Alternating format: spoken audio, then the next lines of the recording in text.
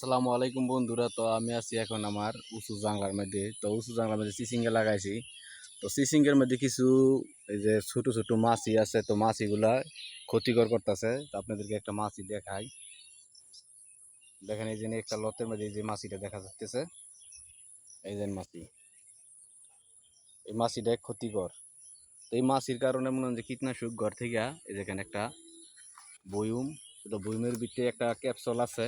এই ক্যাপসুলটা দিছি, দেন কি পরিমাণে এদিন পড়ছে দেখছেন, এটার ভিতর কি পরিমাণে মাছি পড়ছে। তো এটা দেওয়ার কারণে অনেক আমার মানে ফসলটা ভালো হইতেছে, মানে যে নষ্ট হইতেও আগে এই তাবিজ দেওয়ার আগে তো এই এতটা মানে নষ্ট হইতেছে না।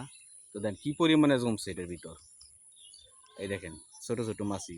তো এই ছিদ্রগুলা দিয়া যাওয়ার পর আর এটা থেকে বের হইতে পারে না, তখন মরে যায় মাছিগুলা।